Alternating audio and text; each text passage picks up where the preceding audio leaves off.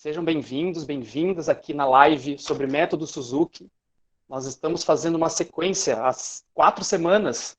Começamos na primeira quinta-feira de agosto, a primeira live sobre viewpoints no Brasil. Fizemos 4 encontros, o último foi na quinta-feira passada, e agora nós já estamos emendando aqui nessa quinta-feira essa primeira live de uma sequência de 4 lives sobre método Suzuki no Brasil. Nessa sequência, ao contrário do que nós fizemos com o Viewpoints, nós vamos abrir um pouco mais as temáticas que vão ser conversadas aqui nas nossas transmissões. A gente vai ampliar um pouco para o contexto, assim, artes japonesas, artes da cena japonesa, experiências interculturais Brasil-Japão e muitos outros temas correlatos a esses interesses. Então, temos uma grande programação com convidadas e convidados muito especiais. Mas antes de revisitar a programação com vocês, eu quero deixar aqui meu agradecimento por vocês terem disponibilizado esse tempo da vida de vocês, dessa vida ainda pandêmica, né, que nós estamos vivendo, para poder estarmos aqui fazendo esse encontro online, somando forças, energias aqui pela internet. Nós vamos sempre fazer as lives das 7 às 9, tá? Nós tivemos uma grata surpresa aqui com as lives de Suzuki, porque geralmente esse é um tema que tem baixa aderência. E aí, ainda bem, muito surpreendentemente, positivamente, nós tivemos um recorde de inscrições ao longo dessa semana. Já superamos as inscrições do Viewpoints. Então, isso me deixa muito feliz pelo interesse que essas conversas têm gerado. Então, como a gente tem alguns problemas com a internet, né, é muito instável a gente depender da transmissão e é tudo ao vivo, esse material não fica gravado, está sendo gravado agora porque é para registro, como o Ale falou, mas ele não vai ser reprisado em nenhum outro momento. É só agora, é só nos dias das transmissões mesmo. Eu vou pedir para vocês a gentileza de vocês logarem antes um pouquinho, tá? Antes das 7 horas. Se vocês puderem já entrar umas 6h40, 15 para 7, já deixa logado, porque aí na hora das 7 horas pode dar problema para o Ale, que controla da casa dele a transmissão. Então, como tem que gerar a gravação, as convidadas e os convidados podem eventualmente mostrar materiais que dependem de compartilhamento de tela, a gente pode ter algum problema na transmissão. Então, ajuda muito se vocês puderem logar antes, tá? Entrar no sistema, entrar aqui na sala antes das 7 horas, tá? A gente vai tentar sempre obedecer esses horários, tá? Começar às 7 em ponto, terminar às 9 em ponto. A gente tentou fazer isso um pouco no Viewpoints, mas nós tivemos problemas de transmissão. A gente foi aprendendo também a fazer, né? Conforme a gente ia fazendo, a gente foi aprendendo como que funciona. Mas como nessas sequências de Suzuki também envolvem convidados que estão em outros países, né, com uma questão aí de fuso horário grande, nós vamos buscar obedecer mesmo esse horário combinado, certo? Hoje nós vamos fazer essa abertura, eu vou apresentar agora para vocês um pouco de um contexto geral sobre artes da cena japonesa. O foco dos nossos encontros são as práticas do diretor teatral japonês Tadashi Suzuki, e claro, o método Suzuki, tudo que foi criado a partir da trajetória artística dele. Mas hoje a gente vai primeiro fazer uma apresentação mais geral sobre um contexto histórico e as relações entre a tradição e a modernidade nas artes da cena japonesa, inclusive para a gente ingressar na conversa no segundo momento com a nossa convidada especial de abertura, Christine Greiner, professora da PUC de São Paulo. Então, eu vou compartilhar a tela agora com vocês para fazer essa breve apresentação. Essa é uma apresentação, como eu falei, geral, porque eu vou desdobrar um pouco esses temas, especialmente as práticas do Tadashi Suzuki, as práticas das companhias que o Tadashi Suzuki fundou ao longo da trajetória dele, as questões técnicas, poética, estética relacionadas ao teatro que ele faz. Eu vou aprofundando isso aos poucos nos outros encontros, tá? Então vai ser uma apresentação um pouco mais geral hoje para a gente entrar nos assuntos, inclusive para poder bater um papo, dialogar com as nossas convidadas e os nossos convidados. Ok? O nosso chat, para quem estava aí nas lives de Viewpoints, o chat é o nosso espaço de diálogo. Então a gente pode ali mandar pergunta, mandar mensagem, comentários pelo chat, o chat fica registrado. Nós vamos enviar o chat para todas as nossas convidadas participantes das lives. Então, vocês podem mandar mensagens, perguntas, enfim, o que vocês quiserem aí se manifestar pelo chat, fiquem à vontade. À medida em que for possível, nessa primeira parte, eu vou também acompanhando a leitura, eu fico sempre em duas telas aqui para poder acompanhar tudo. Então, eu consigo ler o chat ao mesmo tempo em que eu apresento, então podem ir comentando, podem ir falando. E no momento da participação da Cristine Greiner, vocês também podem enviar comentários, perguntas para ela, que a gente vai abrir esse espaço para perguntas de vocês para ela, ok? Então eu vou aqui começar o compartilhamento de tela.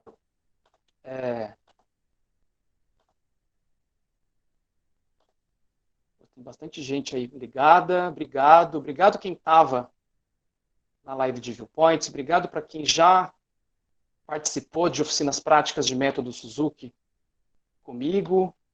Tem sempre uma galera fiel aí que acompanha, que está sempre em busca de mais investigações. Então eu agradeço pela presença online de vocês. Bom, essa é a nossa arte de divulgação, método Suzuki no Brasil, um pouco das temáticas pelas quais nós vamos passar, né? Método, poética, filosofia do treinamento, contexto histórico a partir das práticas do Tadashi Suzuki, mas também ampliando para a cena, arte da cena japonesa. Essa arte, né, esse flyer, está rodando lá no Instagram da Leneus.art, que é a produtora que viabiliza esse projeto. Então, podem compartilhar nas redes sociais, espalhar para todo mundo que vocês souberem que possa ter interesse aqui nos temas, porque as inscrições ficam permanentemente abertas. Tá? Quem não participa hoje pode se inscrever até às 5 da tarde da quinta-feira que vem para participar da live na semana que vem. Quem já se inscreveu não precisa se inscrever de novo. Tá? A inscrição é feita uma vez só, toda semana, às 5 da tarde. O Ale, que fez a abertura aqui conosco, vai enviar para vocês o link para acesso às lives. Tá? Mesmo se você não puder participar um dia, a gente sabe como são as agendas pandêmicas, não tem problema. Na outra semana você pode participar normalmente. Ok? Então, passando aí rapidinho a ficha técnica, a apresentação e mediação das lives, Fabiano Lodge, sou eu, aqui me apresentando para vocês. A arte dos flyers foi feita pela Natália Ernesto, que é uma artista maravilhosa, completíssima, atriz, designer, artista visual, musicista, cantora. Ela tem inúmeros talentos, aí está o Instagram dela. Se vocês quiserem parcerias artísticas, contratar a Natália, ela está aí à disposição. O Ale Simão, o Alexandre, é o nosso operador técnico online, que fez a abertura, lindo, maravilhoso. Obrigado, Ale, por tudo.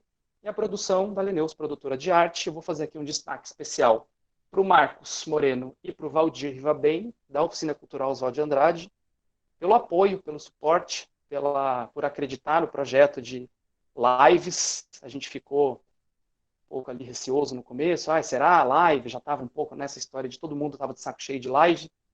E aí as dos viewpoints deram uma renovada assim, no nosso ânimo. Rolou. Acho que a gente encontrou aí um jeito. Então, quero agradecer muito aos dois por terem apostado no projeto.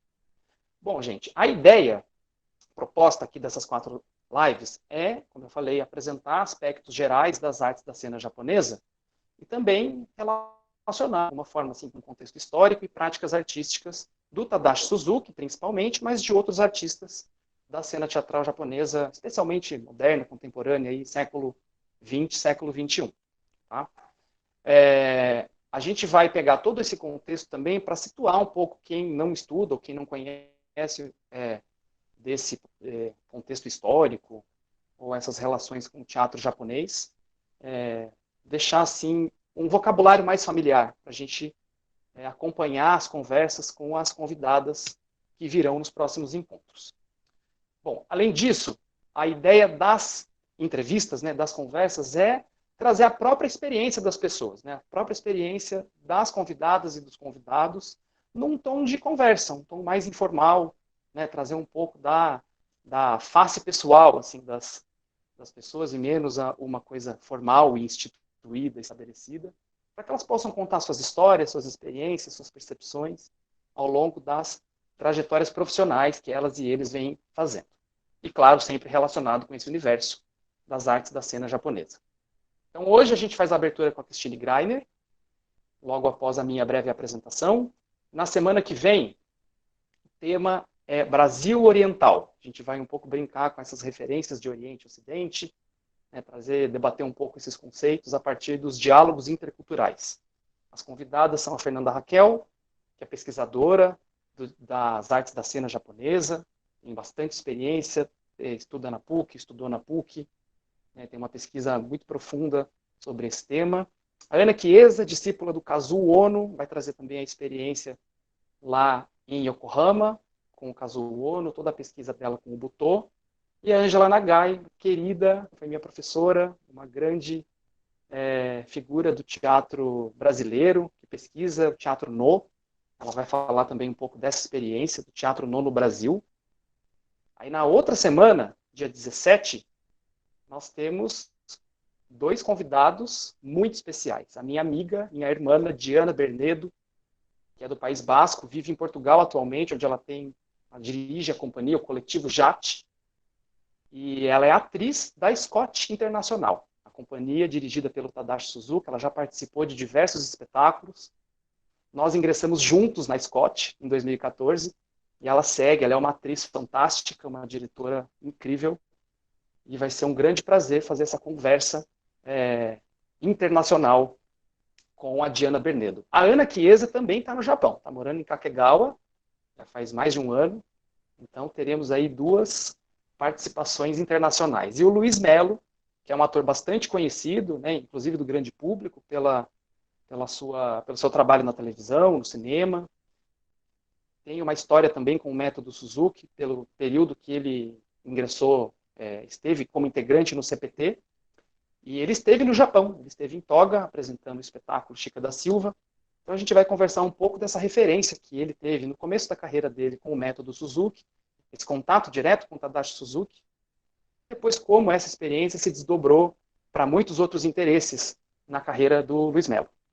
E aí, para encerrar, nós temos assim a dupla mais fera desse país em método Suzuki. Nós vamos conversar com a Janaína Mater, de Curitiba. Ela é atriz, diretora, ela é gestora cultural da Alfaiataria, que é um espaço lindo lá em Curitiba, muito incrível o que ela está movendo lá, a Súbita Companhia também, da qual ela faz parte. Aliás, eu quero deixar aqui um beijo para todo mundo da Súbita Companhia. O ano passado eu estive lá, no treinamento de método Suzuki, que eles produziram, trouxeram Cameron Steele, e foi um encontro muito feliz. Então, um beijo para todos e todas lá da Súbita Companhia. A Jana vai estar no dia 24 de setembro conversando com a Juliana Monteiro, a nossa grande Ju Monteiro, atriz, diretora, professora da Federal de São João del Rei, sobre método, poética, a história do Tadashi Suzuki, né, como diretor, todas as transformações pelas quais o treinamento e a cena do Suzuki passaram. Então vai ser um papo muito legal, e nesse dia eu também vou aprofundar um pouco mais as apresentações, que eu vou começar agora. Ok? Bora lá então. Primeira coisa, fazendo assim dando uma olhada bem geral e rápida. Vou tentar ser o mais rápido, mas ao mesmo tempo seguindo as sugestões da minha amiga Luar Guimarães. Muito calmo, tranquilo, uma coisa de cada vez para a gente apreciar cada informação. Vamos ver um pouco as formas tradicionais das artes da cena japonesa, as formas de teatro, especialmente, ligadas à tradição. Começando pelo teatro no. O teatro no, ou Nogaku, né? É uma manifestação artística que surge no século XIV, né? E é reconhecido no Ocidente erroneamente, a gente pode depois falar mais disso com a Chris Greiner, como drama japonês. Porque não é exatamente um drama na forma como nós conhecemos no Ocidente, mas dada a proximidade de alguns elementos, o teatro no Nogaku, ele ficou conhecido como o drama japonês, que combina música, movimentos dançados, poesia e atuação. Também envolve o uso de máscaras na cena. E nas manifestações de No, né, nas peças No, as temáticas sobrenatural, os fantasmas, os espíritos, né, a relação com os outros mundos é muito recorrente. Então essa é uma característica bem forte desse teatro, que na tradição era feita exclusivamente por artistas homens. E vai ser super legal na semana que vem, porque nós vamos ouvir a Angela Nagai, que é artista de teatro no. Então ela vai poder também aprofundar um pouco essa questão para a gente. A principal referência é o Zeame, infelizmente ainda pouco estudado no Brasil, mas de alguma forma nós já ouvimos falar, pelo menos o nome do Zeame, né? Nós conhecemos como fundador do Teatro No. A gente pode também aprofundar isso na semana que vem com a Ângela.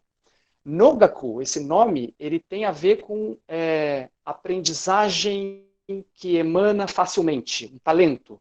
É o teatro de um talento que aparece facilmente no palco. Então, esse é o significado da palavra Nogaku. E no mesmo palco onde acontece o teatro no, acontece também uma outra forma de teatro, que é o Kyogen, que surge também do século XIV e também tem uma leitura de que é a comédia japonesa.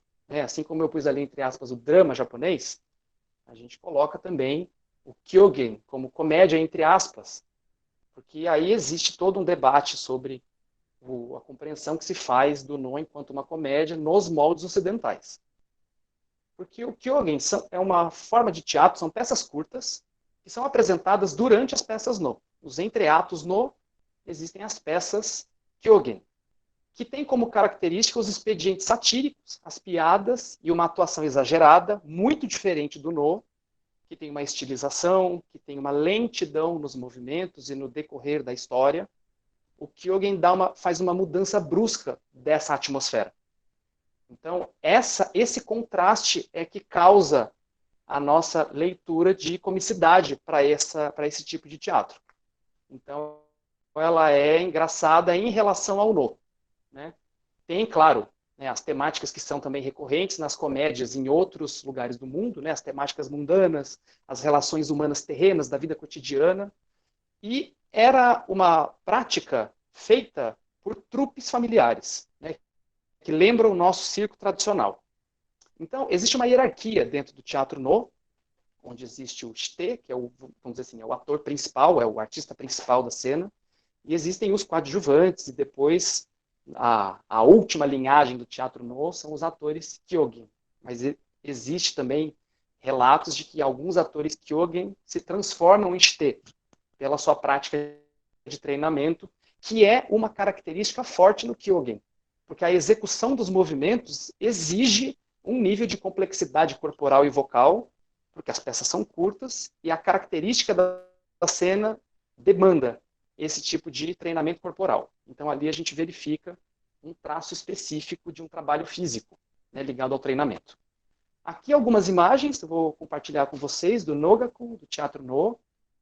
Esse espaço é o Teatro Ishikawa, é um espaço lindo. Vejam aí que uma das características, né, do palco No é que ele é vazado, então tem plateia, tem aqui dois lados de plateia, né, tem esse corredor aqui no fundo, que também é característico do Teatro No. Eu estou passando o mouse aí para ver se melhora um pouco a visualização.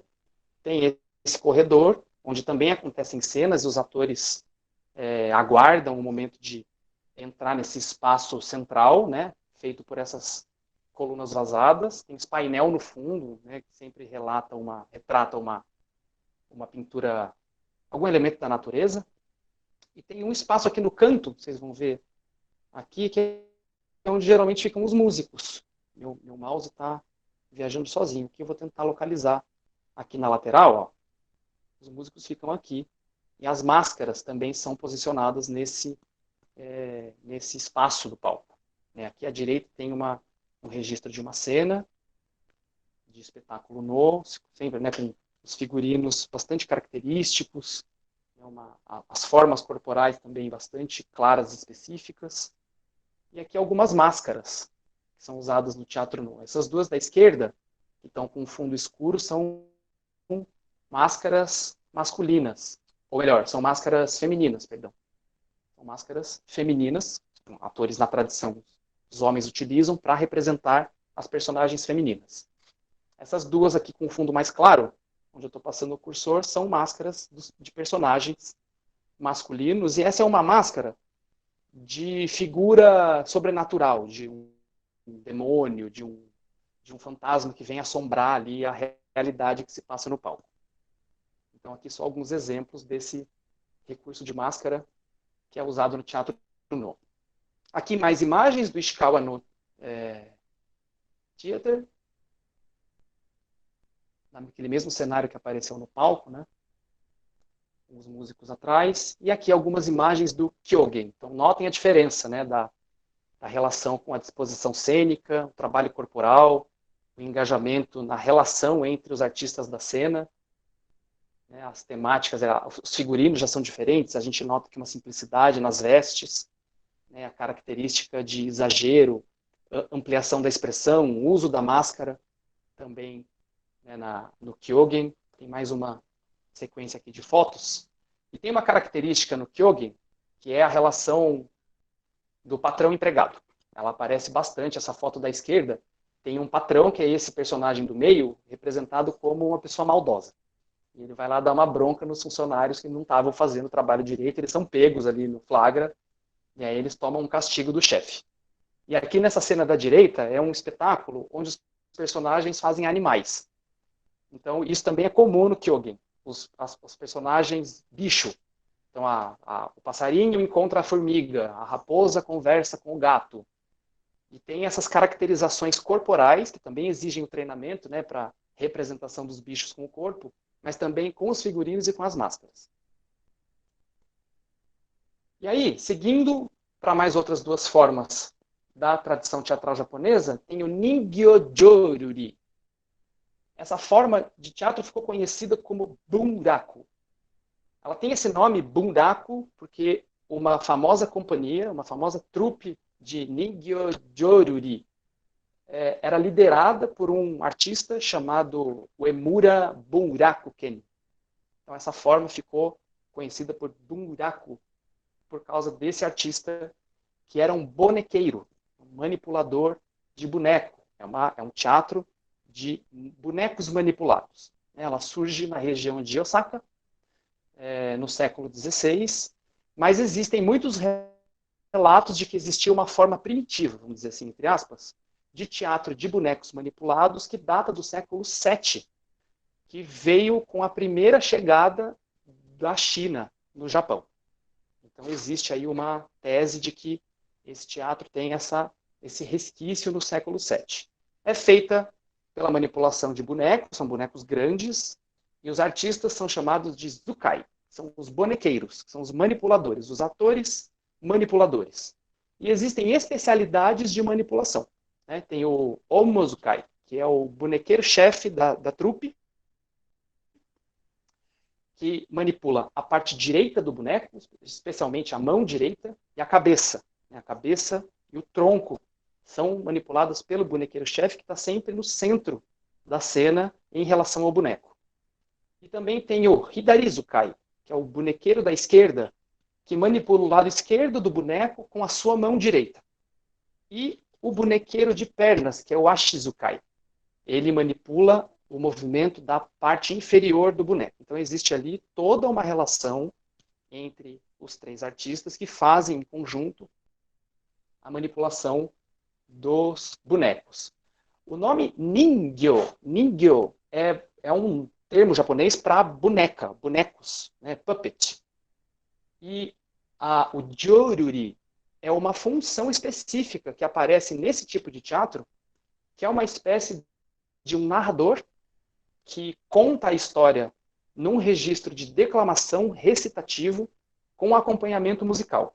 Então, essa função se chama jōruri, que seria o narrador para nós. Assim, né?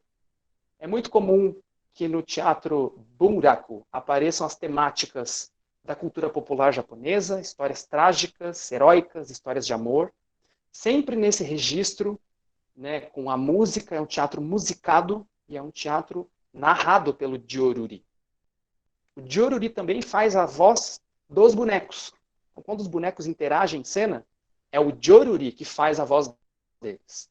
Os atores que estão em cena manipulam os bonecos enquanto o jōruri conta a história, inclusive fazendo as vozes dos bonecos personagens. E esse clima, né, esse clima de declamação com a musicalidade que acompanha, instauram a atmosfera da temática da qual a peça vai falar, seja uma história, uma lenda japonesa, seja uma história trágica, cheia de aventuras, superações ou histórias de amor, que são as temáticas mais comuns. Aqui algumas imagens, né, do Ningyo-Joruri, o teatro bunraku. Aqui a gente pode ver na foto da direita mais claramente uma forma de bunraku, onde os atores não aparecem, né, eles estão cobertos aqui, totalmente. Mas isso não é uma regra. Em muitos espetáculos, os atores aparecem claramente. Então, aqui no centro, a gente tem o Omozukai, que é o bonequeiro-chefe, que manipula a cabeça e o tronco. Aqui à direita, aí a gente pode ver, né? Cadê o meu cursor? Sumiu de novo aqui. Com a mão direita manipulando a parte esquerda, e aqui a mesma coisa, ele fazendo a manipulação do outro lado. Nas fotos seguintes, a gente vai ver os bonequeiros descobertos. Como, por exemplo, nessa foto aqui acima e à direita, a gente tem os Omozukai, os bonequeiros-chefes da trupe, sem o capuz, não cobrindo totalmente. E aqui embaixo a gente tem uma manipulação também de figuras humanas com figuras animais, né? Todos com a cabeça descoberta, a gente vê tudo acontecendo em cena. E aqui no canto inferior direito tem uma imagem mais aberta que mostra o palco bunraku, onde fica o Joruri, que é esse onde eu estou passando o cursor, aqui em cima. Eu tirei a câmera, Gui. Eu tirei a minha câmera, tá? Porque para mim ficou mais fácil aqui fazer sem a câmera. Aqui o Joruri, que é o narrador, né, que vai contando em tom de declamação poético a história que se passa no palco ali central. E ao lado dele o músico, que instaura a atmosfera do espetáculo com instrumentos. E aí temos o kabuki, para finalizar essas 4 formas. No, kyogen, bunraku e kabuki. Kabuki é uma palavra dificílima em japonês, porque ela sozinha tem um sentido e ela separada tem outro sentido. Dizem, né, existe uma tese, uma teoria de que kabuku é uma flexão antiga, é uma forma antiga de um verbo japonês, que é o verbo manabu. O verbo manabu é o verbo aprender em japonês. Então aqui é como se fosse um teatro de aprendizagem, vamos dizer assim, onde você aprende e mostra as suas habilidades. E a palavra kabuki é formada por esses 3 kanjis, que na ordem ka significa canção, música, bu, que é lido como mai, é o kanji para dança ou para movimentos corporais, né, expressivos, vamos dizer assim. E esse kanji último é o ken, é o kanji que está ali escrito como ki, que nesse contexto, nessa formação, significa arte. É a arte, é a habilidade, é a qualidade artística de dançar e cantar ao mesmo tempo. Então é uma arte feita dessas 2 linguagens juntas, onde você canta e onde você dança.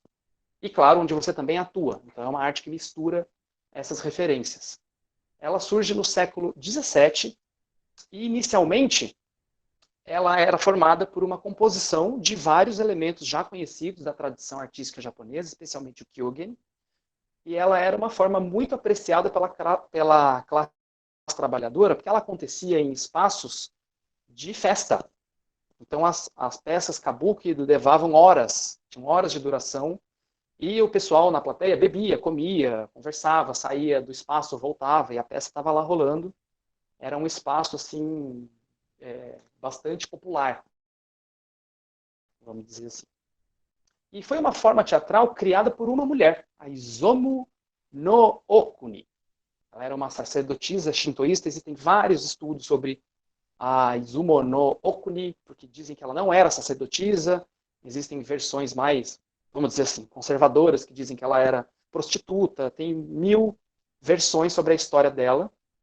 E tinha uma característica no início, né, nessa forma de teatro japonês, que ele era altamente estilizado, ele tinha uma visualidade bastante apelativa, extravagante, e isso diferenciava o kabuki das outras formas tradicionais do teatro japonês e era até então uma arte predominantemente feita por mulheres. Então as mulheres satirizavam os homens, eram histórias bastante também relatando assim a vida cotidiana, parodiando situações do dia a dia, e rapidamente ela foi associada à prostituição e foi proibida pelo Império Japonês em 1629.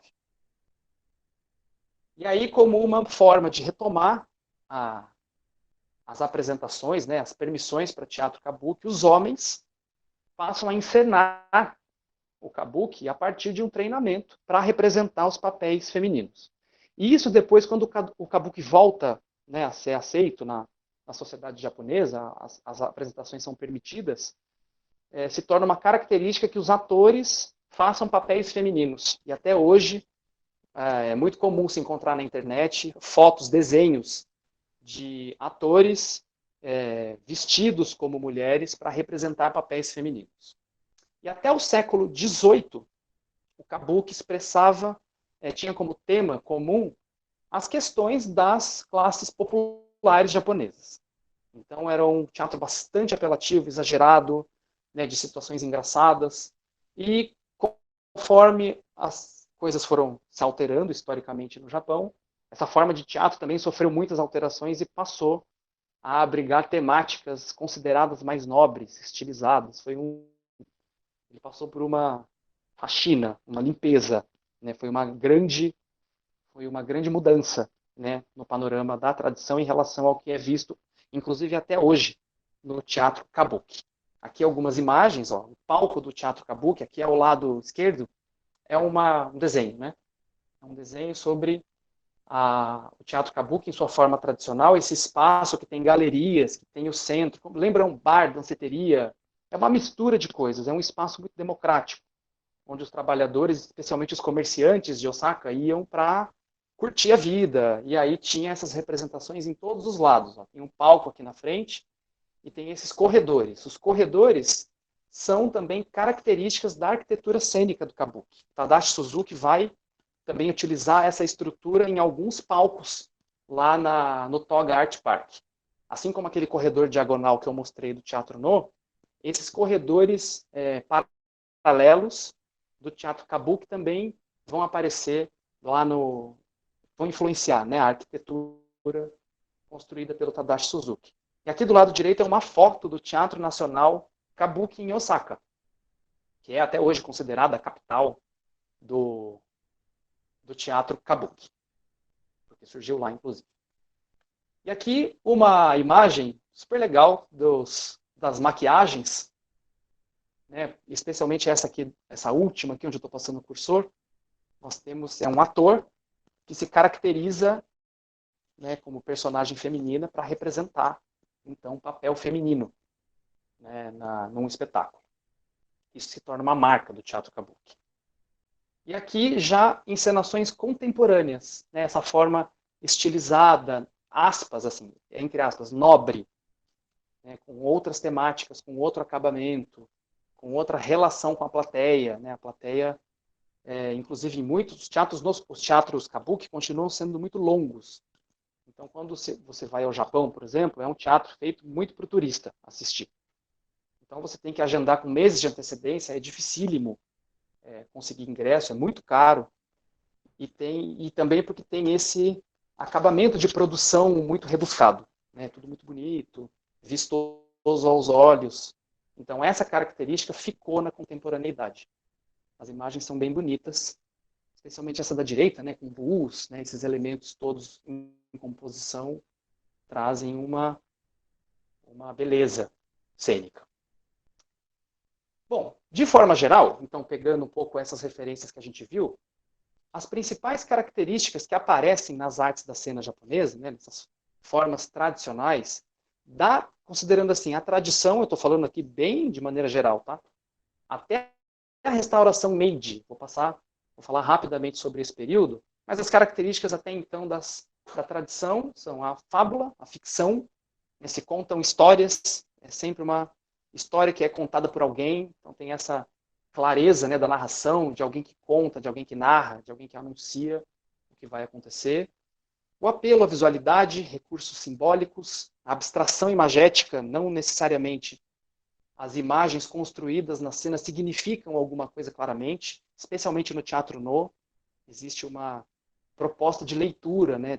São compostas imagens abstratas, que não têm um sentido imediato para a plateia, ele vai sendo construído ao longo da encenação.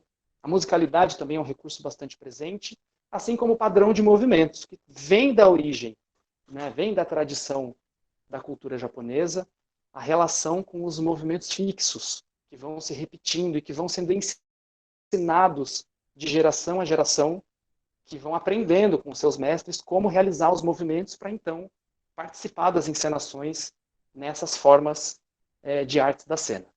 E também uma outra característica interessante é a integração dos elementos no todo cênico. É a dança misturada com o teatro, misturado com a música, misturado com a narração. Esses elementos não são separados distintamente nessas formas tradicionais de teatro. E, sobretudo, a característica marcante dessas práticas é o treinamento, que é um dos temas da nossa conversa com a Christine Greiner já já. Bom, passando rapidamente aqui agora, para a gente entender um pouco a presença de culturas estrangeiras no Japão. Historicamente, nós temos duas entradas de culturas de fora, né? Primeiramente a China, né, nos séculos 7 e 8, especialmente modificando a relação com os alimentos, a comunicação, né, algumas palavras têm essa derivação do chinês também nesse momento.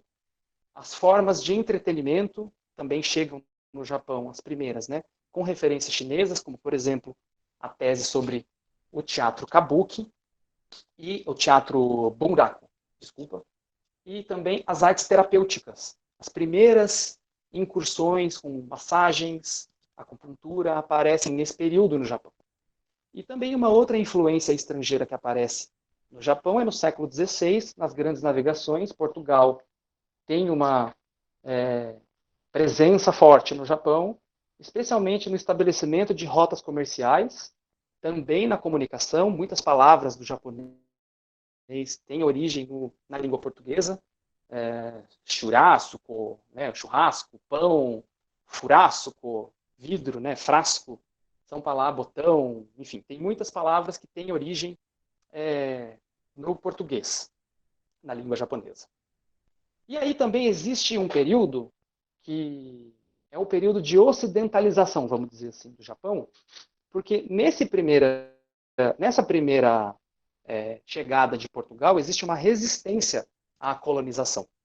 Então, muitas historiadoras e historiadores relatam que o período onde Portugal chega no Japão não se trata de um período de ocidentalização, porque a cultura e os costumes se preservam, né? Então, o primeiro período onde o Ocidente entra, né, no Japão é no período da restauração Meiji, que é uma era imperial que vai de 1868 a 1912.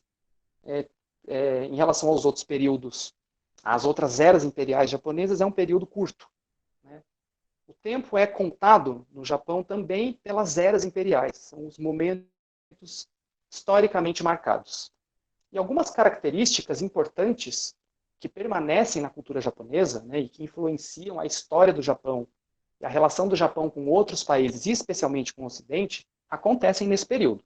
Né, a mudança do sistema feudal e o início do império, né, o imperador com o poder de governo no país, né, a mudança da capital de Kyoto para Tóquio, a divisão territorial em estados, a industrialização, o pré-capitalismo, a preparação do Japão para o capitalismo e algumas marcas do país que estão presentes até hoje, né? As ferrovias, a integração da tecnologia com a tradição, a militarização do país, a criação do ien.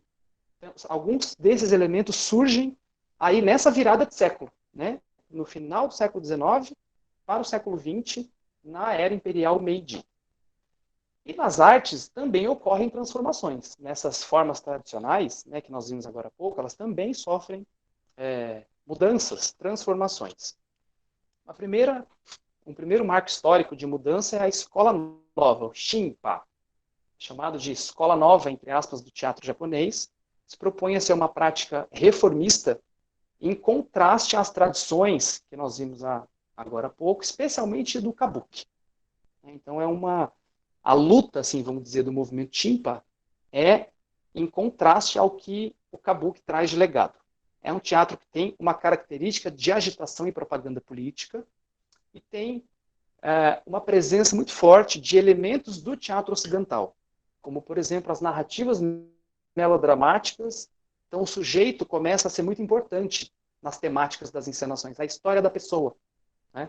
Assim como os efeitos tecnológicos para criar as atmosferas, né, no lugar da música, que a gente viu ali, por exemplo, no Bunraku, né, a mistura de linguagens do Kabuki, aqui a gente já tem uma especialização um pouco mais clara, e também uma permissão, né, um espaço para que artistas sem formação na tradição atuem como atores e atrizes, além da chegada do realismo como linguagem da cena. Uma outra mudança importante que aparece nesse período é o período... tem uma foto do Sudo. Olha só, já apareceu aí na tela? Apareceu. Esse é o Sanadori Kakuto. Ele é uma das principais referências artísticas do movimento Shimpa. Ele era um líder estudantil e ele reúne uma série de jovens em torno dessa reforma, né, do teatro japonês. Existem outros nomes importantes, o Otohiro Kawakami, a Aeko Mizutani, Shoji Yasui, são vários outros artistas importantes, mas certamente o Sadanori Sudo é a figura mais emblemática desse período Shimpa, essa primeira transformação que a arte japonesa sofre nesse período. E aí sim, nós temos o Shingeki. Aí já no século XX, também chamado de novo drama, né, pela nossa leitura ocidental, aqui a gente fala novo drama do teatro japonês. E nesse período tem uma forma, vamos dizer assim, aprimorada do Shimpa, porque são mais fortes os rompimentos com a tradição. E os elementos do teatro ocidental chegam também com mais força e mais clareza. Especialmente os dramas psicológicos, os textos realistas, famosos no Ocidente, chegam do Japão. Nesse período, as mulheres voltam com presença forte na cena e os elementos do teatro realista europeu se tornam os elementos mais importantes no movimento Shingeki, especialmente o texto como elemento central da criação, né? O teatro como meio, ele ganha essa característica de um teatro como veículo de transmissão de mensagens com um caráter pedagógico, de ensinar comportamentos e de mostrar, por meio do teatro, costumes e valores sociais de outras partes do mundo. O discurso Shingeki era que o Japão se abrisse para o mundo, que o Japão olhasse para o Ocidente e deixasse de olhar só para si mesmo, só para os seus valores, só para a sua tradição. Era um convite, vamos dizer assim, forte para olhar para fora. Existem outras formas de existir, tinha um caráter assim nesse discurso do movimento Shingeki. E aí, tem o Osanai Kaoru, vou mostrar aqui uma foto dele, que é uma referência importante no movimento Shingeki. Ele era também envolvido na questão política partidária, né? E aqui outros nomes importantes desse movimento, Kubo Sakai, Hishikata Yoshi, Miyoshi Juro. Tem muitas outras referências que são parceiros e parceiras do Osanai Kaoru. Bom, e o segundo período de ocidentalização do Japão, aí está mais perto, assim, historicamente, do nosso tempo, né? Ao final da Segunda Guerra Mundial, a gente já estuda isso um pouco mais na escola, né? Tem muitas características que são marcantes desse período, especialmente a ocupação das forças aliadas, que ficam no Japão por 7 anos, de 1945 até 52. Né? É um momento onde se inicia, historicamente, na rendição do Japão, depois do ataque nuclear que Hiroshima e Nagasaki sofrem. E aqui tem uma forte ocidentalização de todos os setores da sociedade japonesa. Então, aí, especialmente nas culturas dos Estados Unidos, chega muito forte a cultura de massa, o consumismo, a urbanização do Japão. Então, existe uma inversão populacional forte também nesse período pós-45, onde a maioria da população vive agora nas cidades e não mais no campo. E também uma invasão cultural, né? Não só dos Estados Unidos, na indústria do entretenimento, na cultura de massa, mas também algumas características europeias se instauram no Japão nesse período. E aí, estamos chegando no final já, só para a gente ver um pouco esses movimentos importantes, que são os movimentos Kei, que vão ser finalizados com Kei, que é um kanji ligado a movimentos, organizações, formas de estar junto. Então, começa a surgir, especialmente nos anos 60, muito em função dessa forte presença das culturas estrangeiras depois da Segunda Guerra, um interesse em revisitar a presença das culturas ocidentais no Japão, olhando para as tradições. Então, as tradições são resgatadas como uma forma de afirmar a identidade japonesa. E aí surgem esses movimentos Kei, né?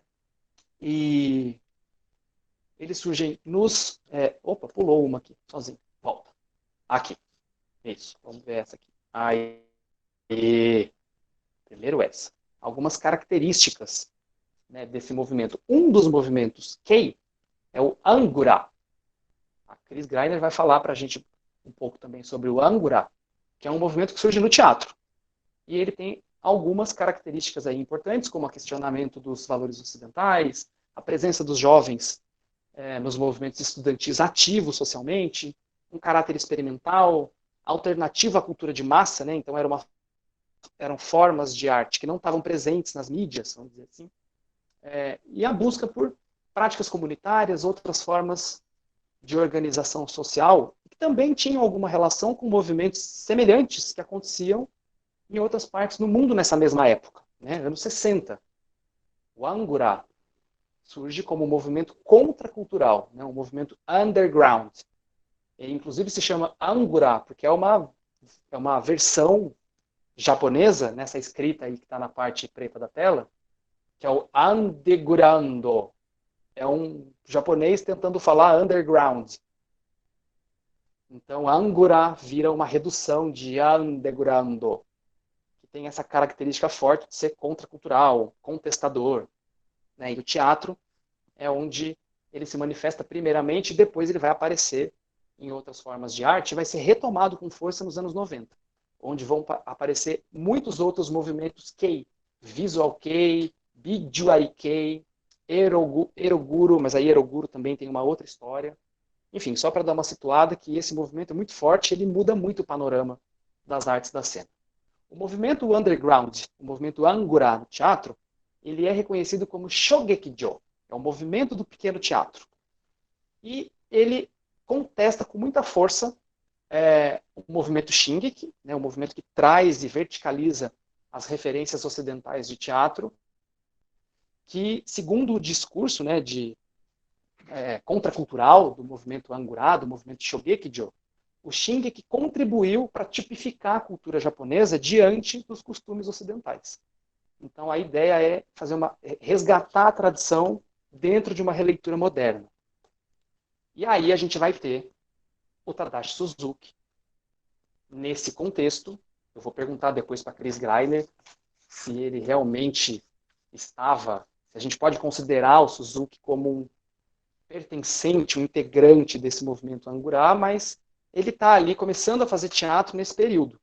O Suzuki é de 1939, ele nasce em Shimizu, que é uma cidade ali do estado, da prefeitura de Shizuoka, e na adolescência ele vai para Tóquio. Ele é filho de comerciantes, um filho caçula, né, tem 3 irmãos, e ele teve, ao mesmo tempo, uma educação muito rígida, né, muito rigorosa, própria da cultura japonesa, mas ao mesmo tempo cercado de referências ocidentais. Ele lia muitos livros de autores do Ocidente e também ouvia muita música ocidental. Então ele tinha essa coisa junta, misturada, de referências japonesas e estrangeiras na educação dele.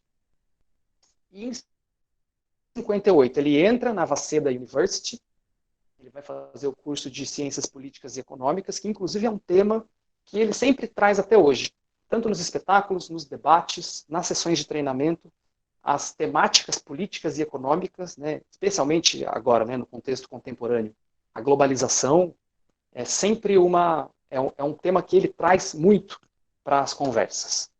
E ele tem o primeiro contato com o teatro lá na Universidade Waseda, num grupo chamado Waseda Student Drama Society. Ele entra como ator, depois ele vai alternar as funções de ator e diretor. E aí ele se junta com 12 pessoas ali nesse grupo do teatro universitário e vai formar o próprio grupo, o Waseda Gilbutai, que é o Free Stage Theatre Troupe, junto com 12 artistas. Isso, gente, em 1961, e essas pessoas permaneceram juntas até hoje. Muitos desses artistas estão na companhia do Tadashi Suzuki até hoje. Alguns, eu vou colocar aqui as imagens deles, faleceram. A Rikoko Saito faleceu em 2012, ela é desse grupo lá de 1961. O Kosuke Tsutamori, depois eu vou perguntar no dia 17 para a Diana, eu acho que ela atuou com ele em algum espetáculo. Ele faleceu no final do ano passado. E um dramaturgo muito reconhecido, depois, nos finais ali do século XX, que é o Minoru Betsuyako. Ele escreveu alguns dos espetáculos que fizeram o Suzuki ficar conhecido no Japão. Nesse período, de 1961 a 66, aí vocês estão vendo o Suzuki bem feliz, jovem, criando com os Migo, teatro. Ele vai montar um espetáculo chamado Zo, O Elefante, que foi escrito pelo Minoru Betsuyako. Isso é em 62. Em 63 ele encena um outro texto do Betsuyako, que é o Aibe e uma certa mulher, e vai montar dois textos ocidentais. Um do Sartre, As Moscas, e um bonde chamado Desejo, do Tennessee Williams. Isso até 66. Em 66, eles alugam um espaço no bairro de Shinjuku, em Tóquio, que era o bairro que era o berço do Angura, desse movimento contracultural japonês, e eles criam a sede e se instalam lá nesse ano e mudam o nome da companhia para Waseda Shogekijo, é o pequeno teatro Waseda, né, o Waseda Little Theater. E aí é nesse período, final dos anos 60 e 70, que se começam as investigações mais profundas, o que deu origem ao conhecido método Suzuki de treinamento de atores.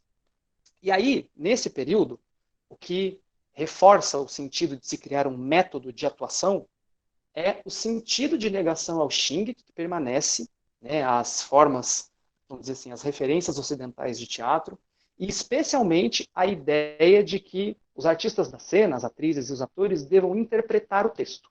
Então, nesse momento, ele faz, inclusive, vários discursos sobre essa relação, dizendo que o elemento central do ato teatral é a performance humana, e não o texto.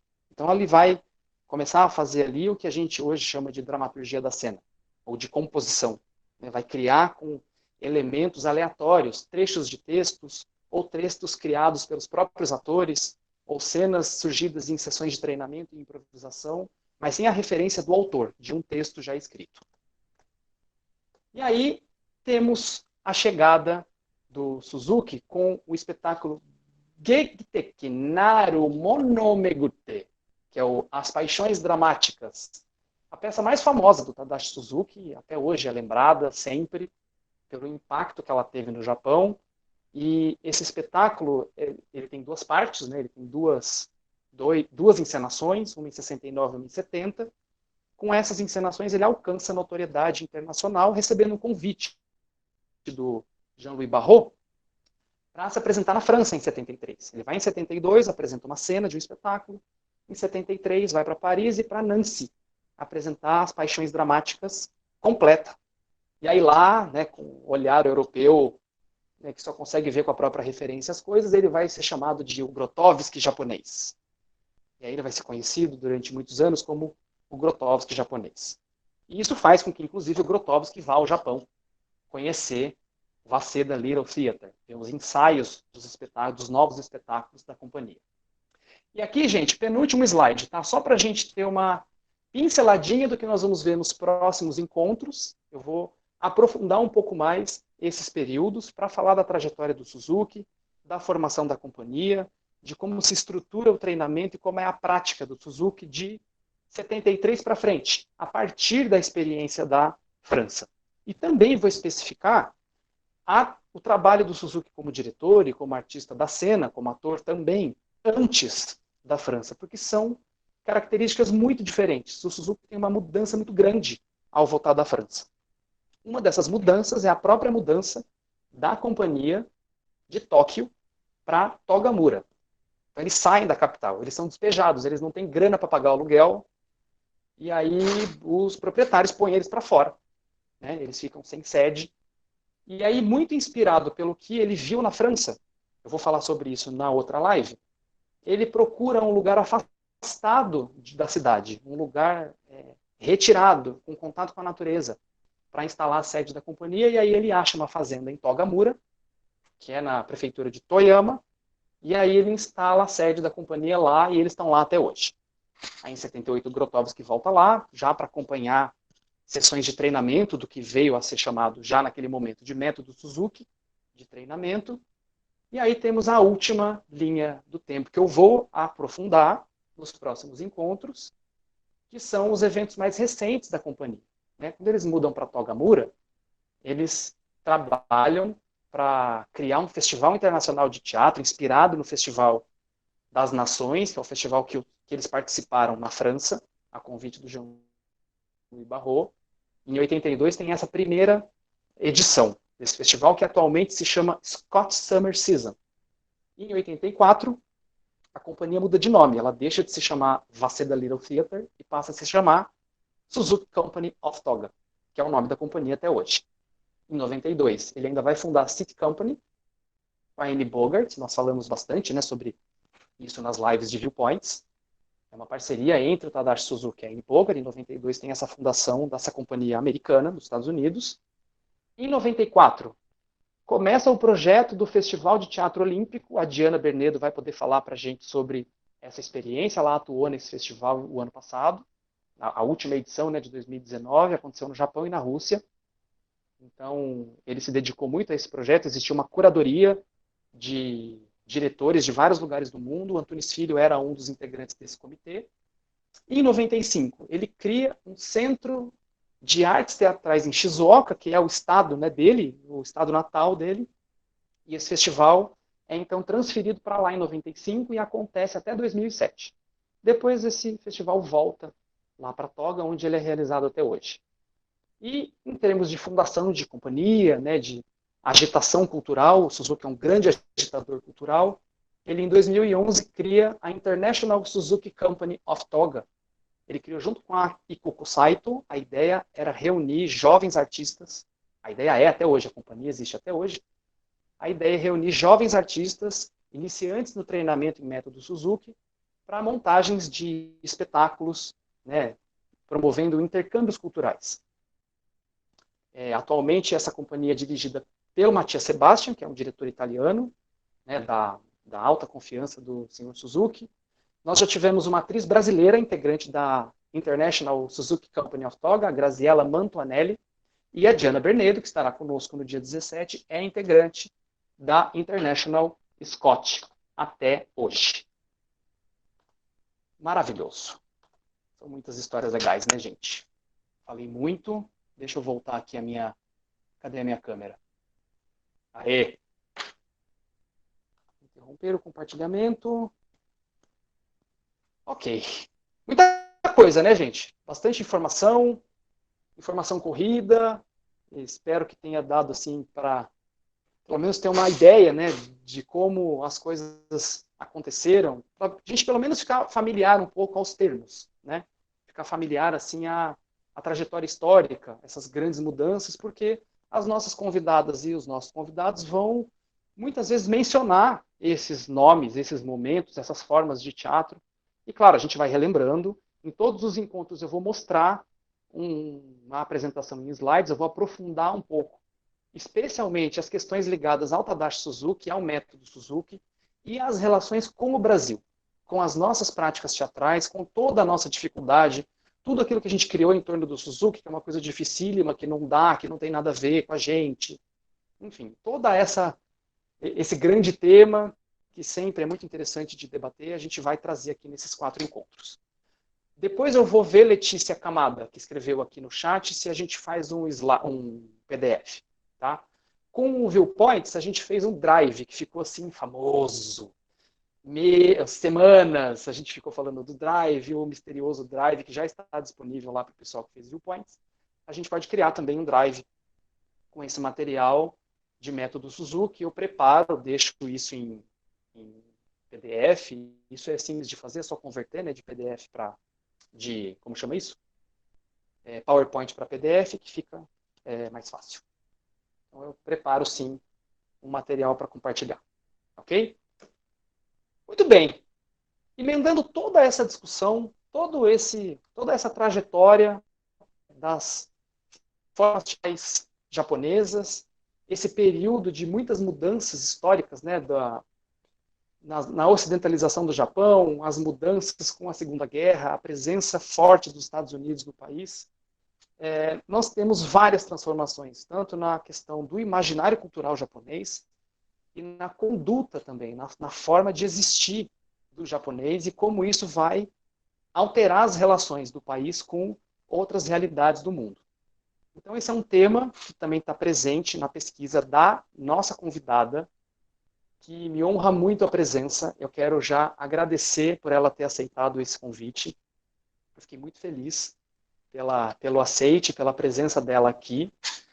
E eu quero, então, anunciar o início da nossa conversa, do nosso segundo momento da live, com a professora Cristine Greiner, professora livre-docente da PUC de São Paulo. Ela coordena lá na PUC o Centro de Estudos Orientais e também ela é autora de muitos livros, né, artigos publicados no Brasil e fora do Brasil.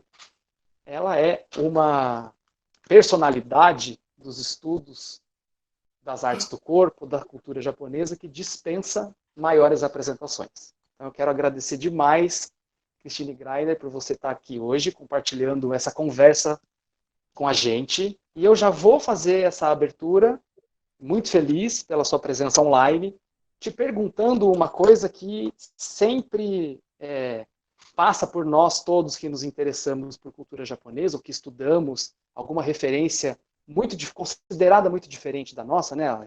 A cultura oriental ou o Japão, porque nós não temos descendência japonesa. Nós não temos essa referência ancestral familiar no sangue. E isso causa um estranhamento e muitos questionamentos. Ah, mas você é negro, você é branca, você é europeia e estuda Japão. Então isso ainda causa um estranhamento. E aí queria saber, como curiosidade, assim, né, no seu caso, como que você se interessou por estudar o Japão, por estudar aspectos culturais do Oriente de maneira tão profunda? Boa noite, Cris. Obrigado pela sua presença mais uma vez. Boa noite, Fabiano. Você está me ouvindo? Vocês estão me ouvindo bem? Ouvindo perfeitamente, Cris. Ah, então tá legal. Eu vou responder tua pergunta, mas depois eu queria dar uns pitacos no teu histórico, posso? Claro, por favor. Você fez... Não, primeiro quero te elogiar, você é super estudioso, fez aí uma história muito bacana. É que eu me interesso por essa história, mas pelo lado B dela. Então eu tenho umas coisinhas para falar. Oba, por favor, queremos ouvir. Mas olha só, bom, eu comecei a me interessar por isso também por uma questão de família, Fabiano, não parece, mas é. Porque meu pai é chinês e a mãe dele, minha avó, que eu nunca conheci, é japonesa. É que eu não tenho cara. A minha cara, ela tapeia, mas eu sou de uma família, assim, totalmente eurasiana. E eu nunca me interessei, assim, por estudar a China na China ou o Japão no Japão. Mas eu me interesso pelos atravessamentos, pelas misturas. Talvez porque eu sou, assim, esquisita, né? Então, eu já me interesso por essa balbúrdia, assim, geneticamente e na vida. Mas quando eu comecei a estudar isso, ali no começo dos anos 80, eu encontrei com Haroldo de Campos, né, na PUC.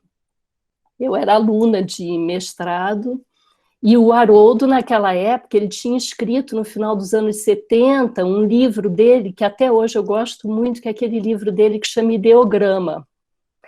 E eu assisti um curso que ele deu sobre esse livro, onde ele falava o que era um ideograma, mas ele chamava para conversa, assim, o Eisenstein, para pensar essa montagem ideogramática no cinema, né? Ele falava que o ator de No, o kimono do ator de No era como um parangolé de Hélio Oiticica. Então a mistura começava aí já, né?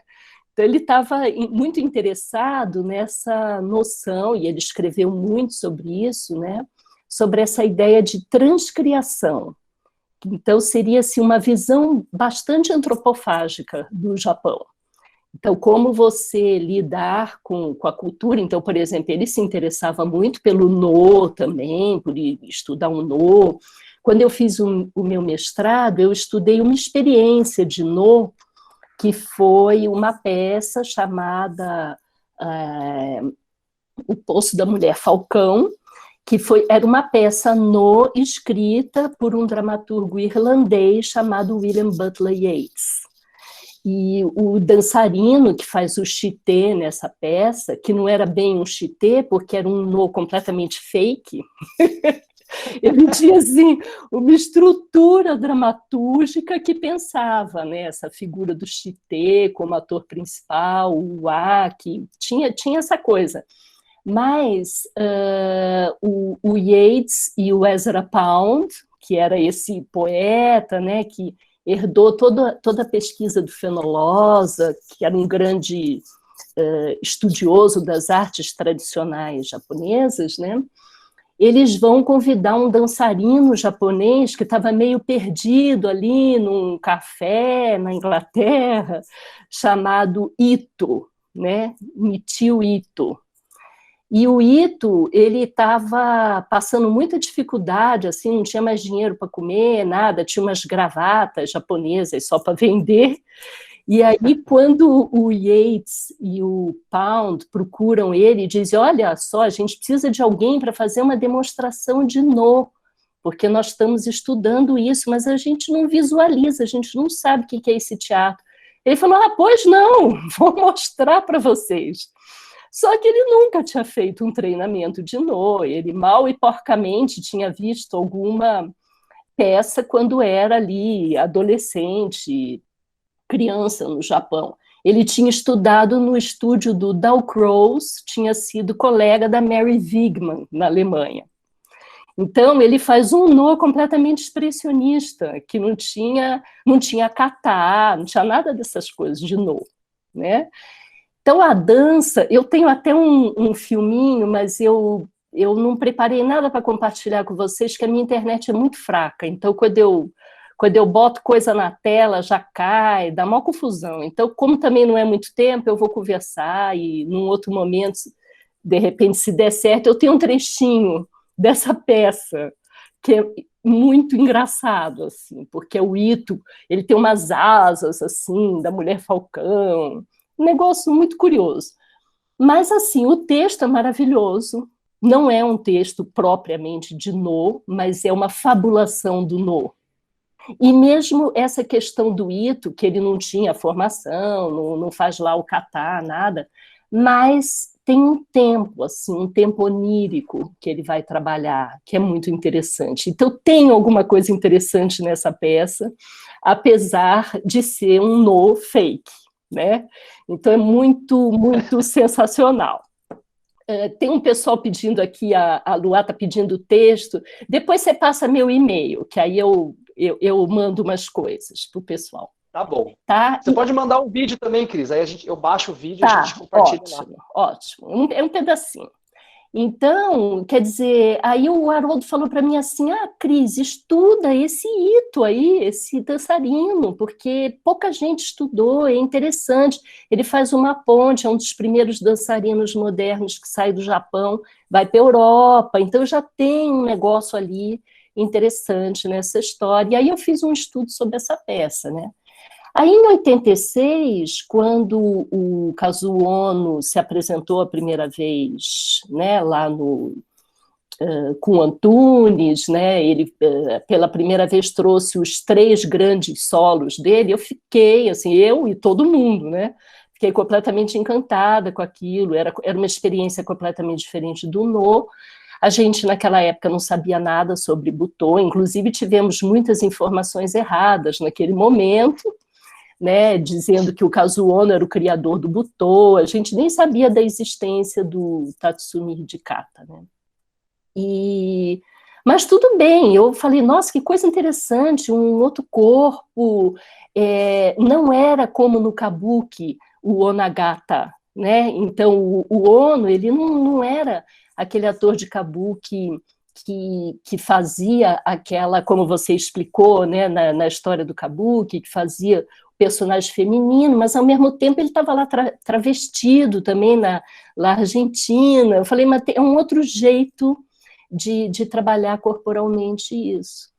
E aí eu acabei fazendo o meu doutorado ali nos anos 90 sobre essa experiência do Butô. Aí eu consegui ir para o Japão e fazer uma pesquisa, descobri a existência de Kata e acabei ficando a vida inteira, de certa forma, olhando para isso, porque mais recentemente eu traduzi os livros lá do Kunichi Uno, né, que era amigo de Kata e pensava de um ponto de vista filosófico Butô, que foi uma coisa que começou a me interessar muito e que eu acho que tem uma potência muito grande para a gente. Porque aí, Fabiano, fazendo a ponte um pouco com o que está interessando vocês sobre essa questão do treinamento, eu acho que tem formas diferentes, eu vejo isso até em vários artistas, né? Tem formas diferentes de lidar com o Japão. Então, por exemplo, você falou da Angela Nagai, né? A Angela Nagai, ela tinha esse interesse muito grande em aprender o treinamento do No, né? Inclusive, vou dar um pitaco para vocês, a Angela estudou com uma das pioneiras, uma mulher, uma das pioneiras do no Japão, que é a Rebecca Tio Ogamo, né? Que ela fez a formação dela com ela, e é muito interessante, porque a Rebecca, além de ser mulher americana, então subir num palco No é difícil. E ela já está lá, ela fez a vida dela toda no Japão, já está muito mais anos lá do que viveu nos Estados Unidos. Então, no caso da Ângela, embora ela tenha feito alguns trabalhos ali no início da carreira dela, pensando numa aproximação do candomblé com o No, com essa coisa dos fantasmas, das entidades, mas o foco dela acabou sendo realmente o treinamento, como a Alice K e outras pessoas no Brasil, né? O Toshi Tanaka, que trabalha comigo na PUC, que aí fez parte dessa associação de No também. Então, assim, o interesse no treinamento. O Yates, por exemplo, não tinha tanto interesse no treinamento, tinha mais interesse numa certa cena, numa certa estética minimalista, também numa noção de espaço-tempo, que é, isso eu não vou falar, porque certamente a Ângela vai falar depois, que é uma coisa bem característica ali do No, com o Joe Hakyu, ela vai explicar isso daí para vocês.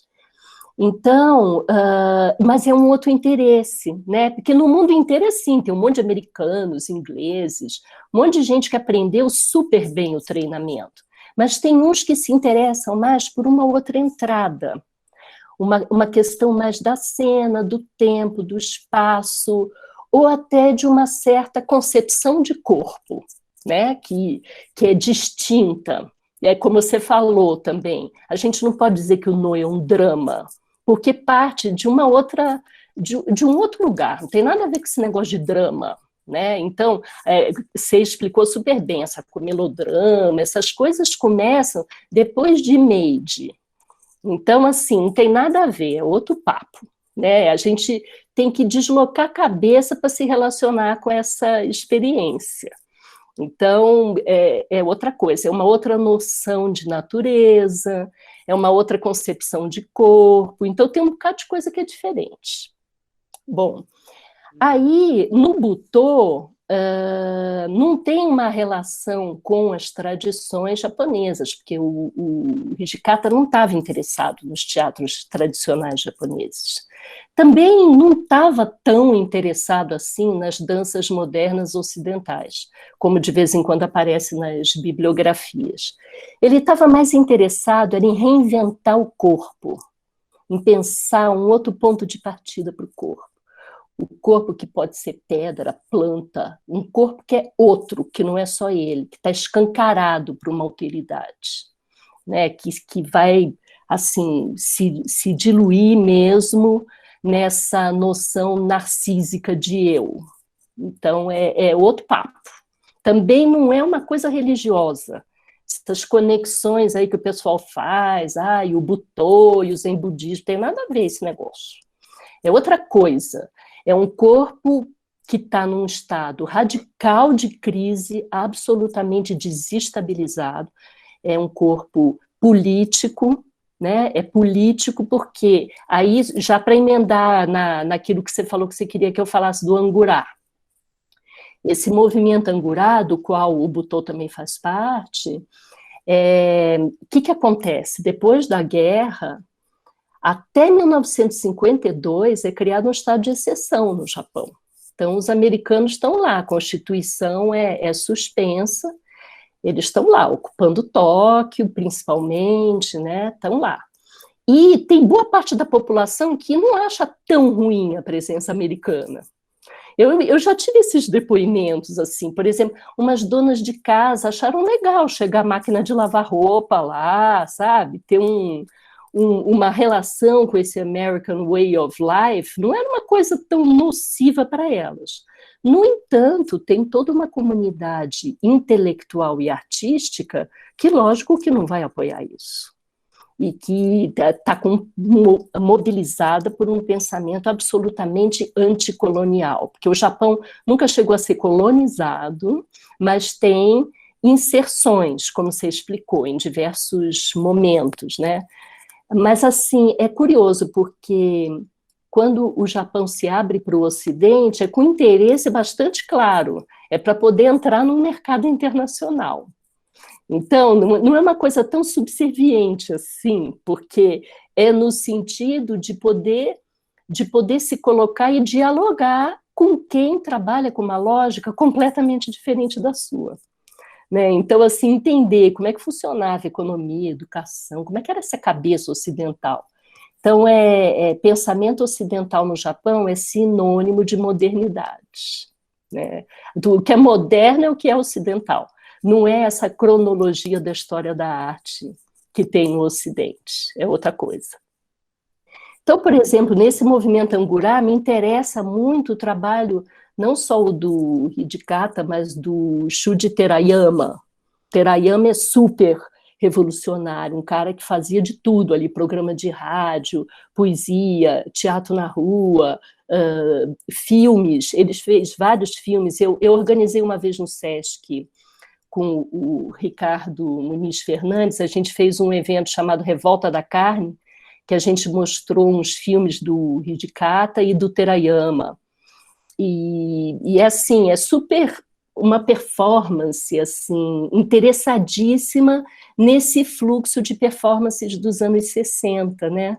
Porque os anos 60, eles são interessantes para a gente pensar esse vai e volta, porque tem um John Cage, por exemplo, né, interessado no Suzuki, que não é o Tadashi Suzuki, mas é o monge, para pensar ali, né, toda uma relação com o budismo, mas no sentido artístico, não só no sentido religioso, mas no sentido artístico, e vai nortear um montão de performances que vão acontecer, né? Então, tinha ali Yoko Ono com ele, Grupo Fluxus, tem toda uma movimentação muito interessante, né? E quando o Cage vai para Tóquio, ele dá uma palestra lá no estúdio do Hijikata. Então, assim, tem toda uma conexão muito interessante nessa época, né? Onde essa instância de Ocidente e Oriente começa a ficar borrada. E aí a história vai ficando muito legal, né? Porque vai tendo toda uma... As questões vão se atravessando e vão mudando as perguntas, né? Vão mudando as perguntas. E aí tem muita coisa que vai ter a ver com a história da performance. Porque pensar algo que se dá no momento em que se dá, né? Aquilo que quando a Peggy Phelan fala naquela ontologia do desaparecimento, tem muita coisa que faz surgir nesse momento, que é muito interessante. Né? Agora, a gente precisa lembrar, isso que eu queria dar um pitaco rápido na tua história. Por exemplo, ao mesmo tempo que acontece lá Made, essa dramaturgia ocidental chegando lá, que você explicou super bem, aquelas coisas todas lá de chimpa, de tudo.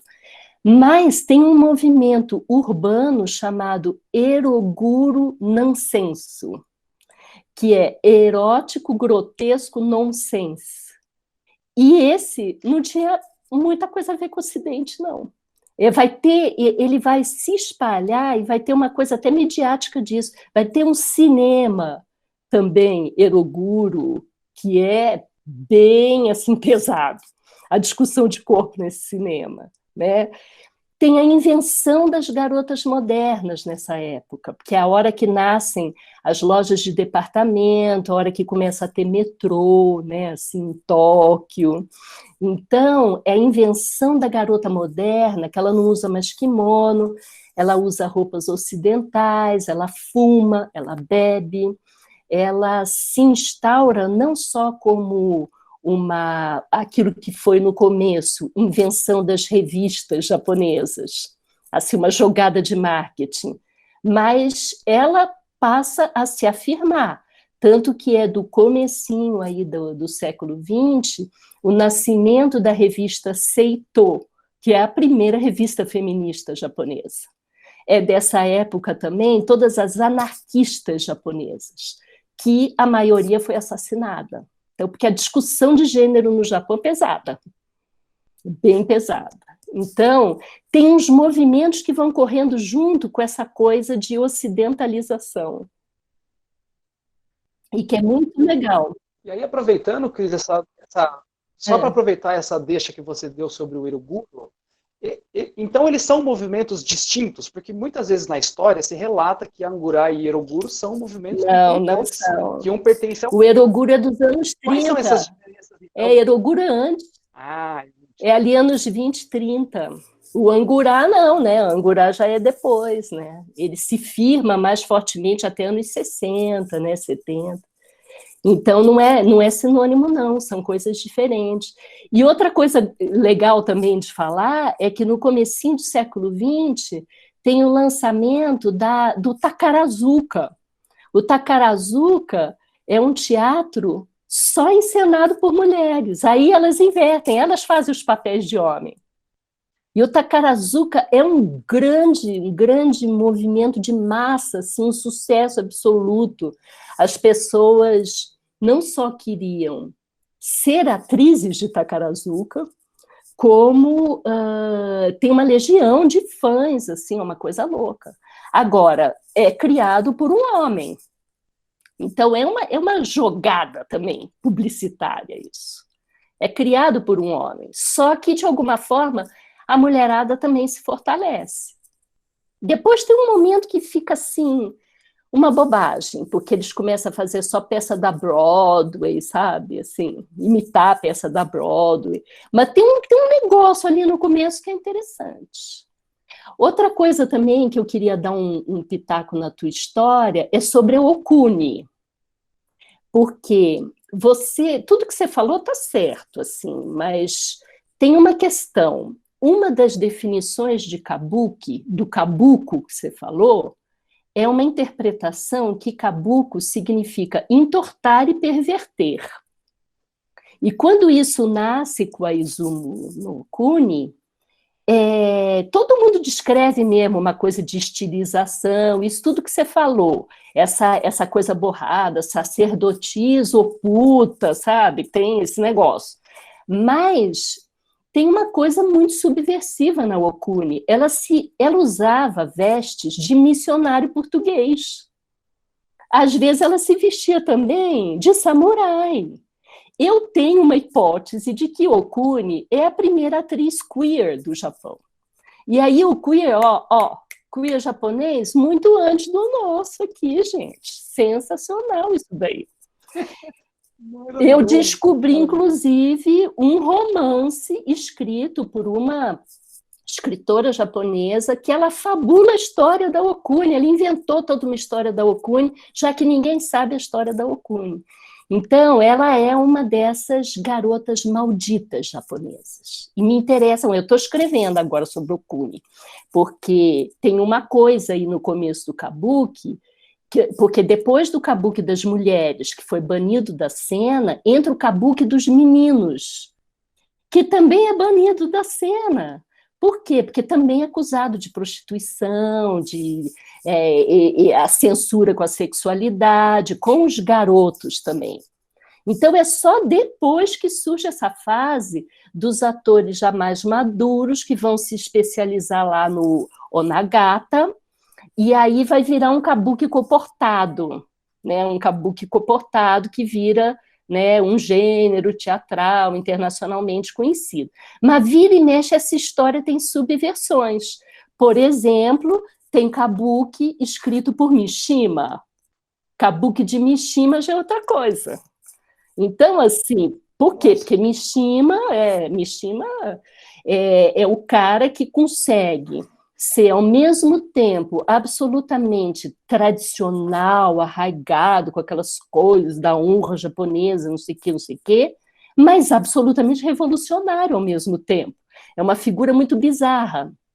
Esse ano está fazendo 50 anos do suicídio do Mishima.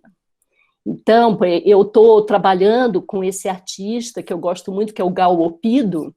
O Gal está fazendo fabulações de Mishima, assim, a gente está estudando junto esse terrorismo estético de Mishima, que é uma figura muito chave também, de certa forma, ali no Angurá, porque ele leva para o Hidikata toda uma bibliografia francesa que o Hidikata não conhecia, que é, por exemplo, o Jean Genet, o Marquês de Sade, Lautréaumont. Então começa a ter uma conexão para pensar não necessariamente uma técnica de dança ou um treinamento teatral, mas para pensar um outro corpo, uma outra sexualidade, uma outra subversão de padrões, seja lá de onde for, porque aí é padrão, vai tudo para o espaço, padrão japonês, padrão europeu, vai tudo para o espaço, porque quem interessava para esses caras eram no caso, se eles estavam lendo uma bibliografia francesa,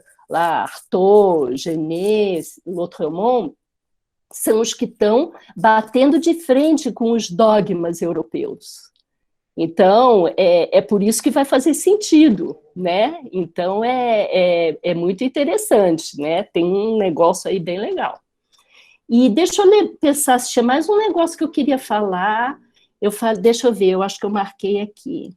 Ah, tem um outro grupo. Ou se fala. Cris, eu queria te perguntar em algum momento sobre a filosofia do treinamento. Pode falar. Não. Você ia falar agora, depois. Pergunta. O que você quer perguntar da filosofia do treinamento?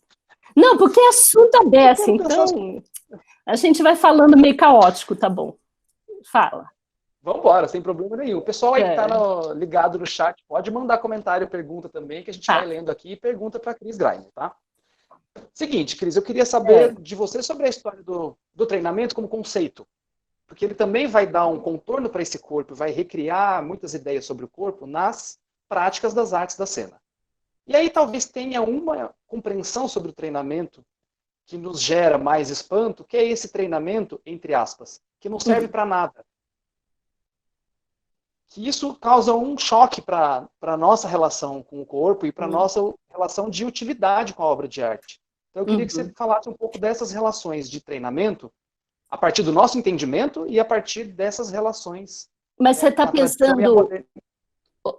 pensando em alguém específico, Fabiano? Porque essa noção de treinamento muda muito também, dependendo do artista. Você está pensando em alguém?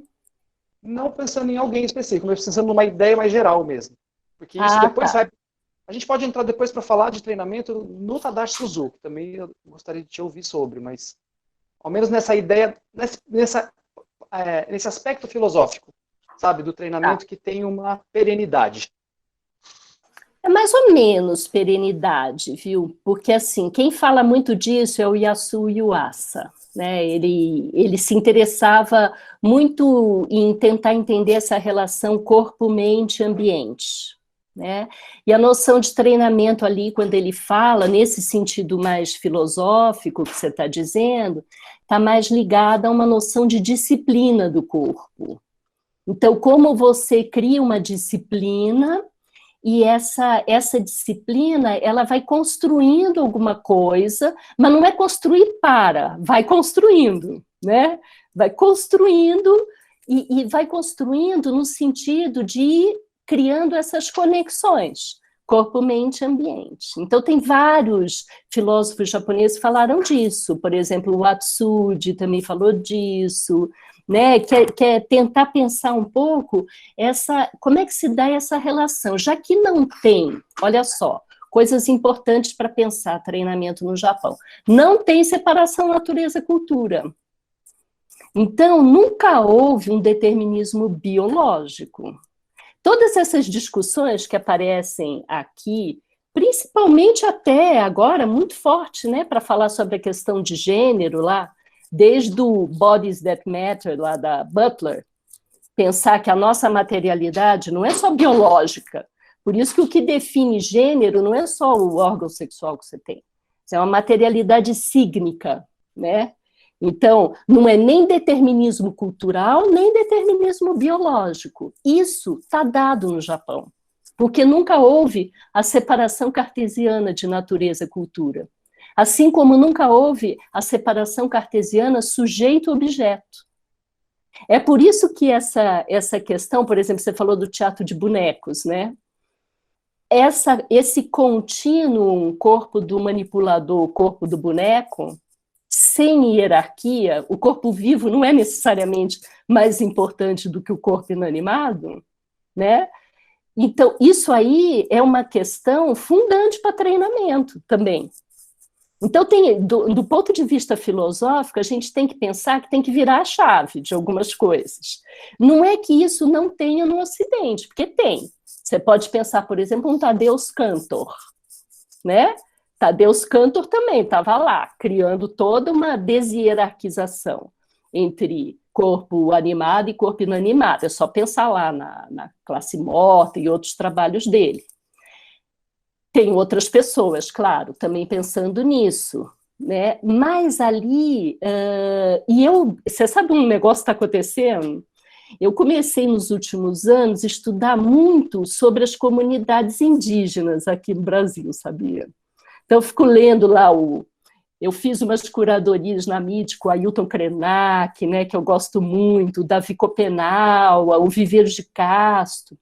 Eu fico lendo uns troços assim, por exemplo, nesse último livro do Ailton Krenak, ele fala de uma mulher índia que está sentada do lado de uma pedra, e que aí tem um cara que fala assim, mas eu não vou poder entrevistar, não, ela está ocupada, ela está conversando com a irmã dela, a irmã é a pedra. Então, você está conversando com a pedra. Eu falo, gente, é isso, sabe, faz todo sentido. Quando o Hijikata fala do corpo pedra também, do corpo planta, eu tenho lido essas coisas, por exemplo, a Emanuele Coccia, que fala da vida das plantas.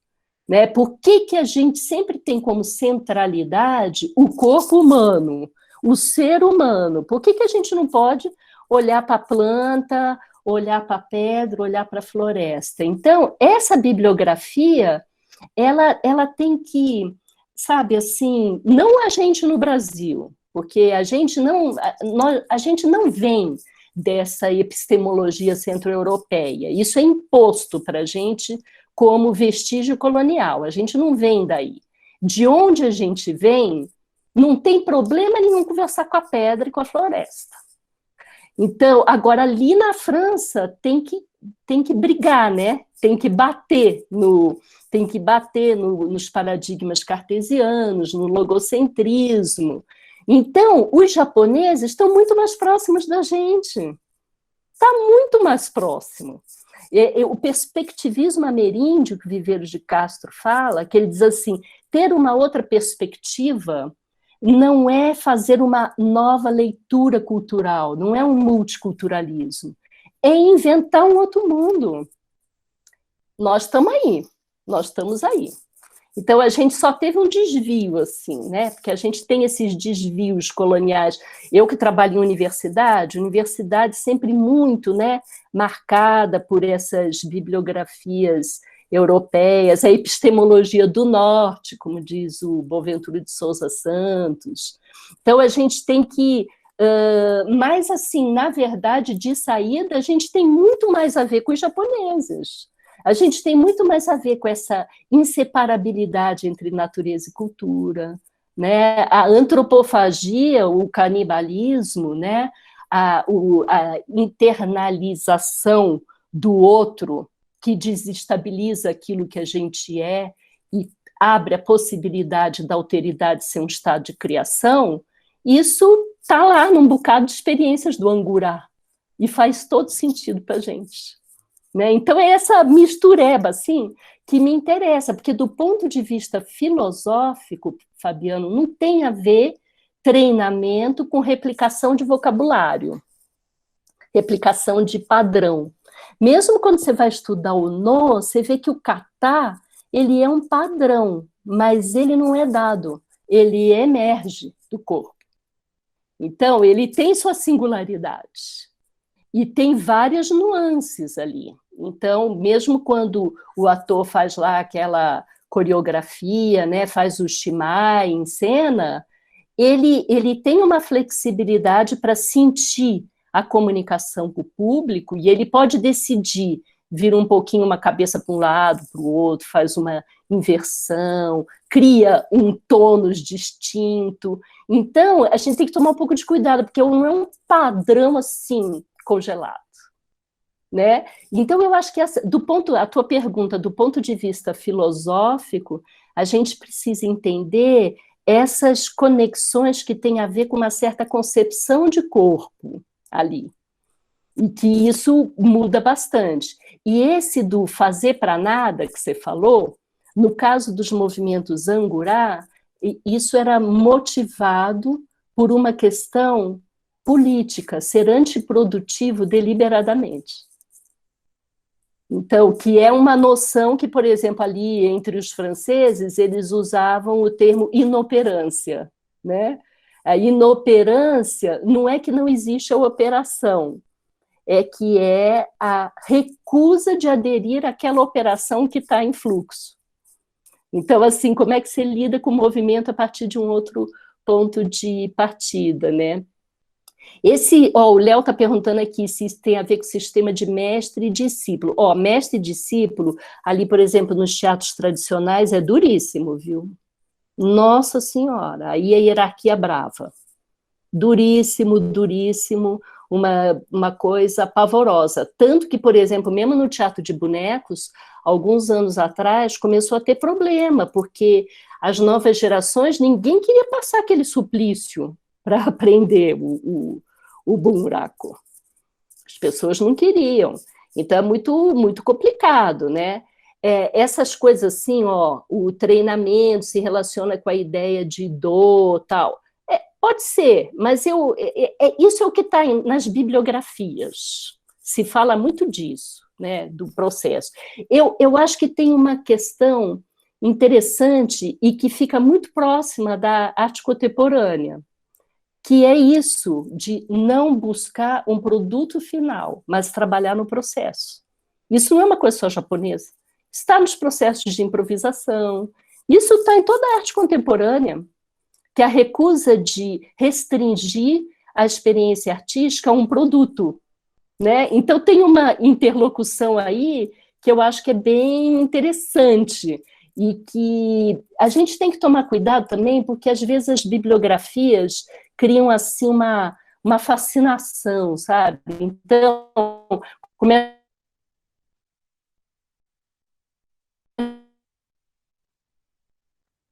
a ter umas palavras de ordem. Não, esse negócio de mestre e discípulo, por exemplo, os próprios japoneses se rebelaram com isso.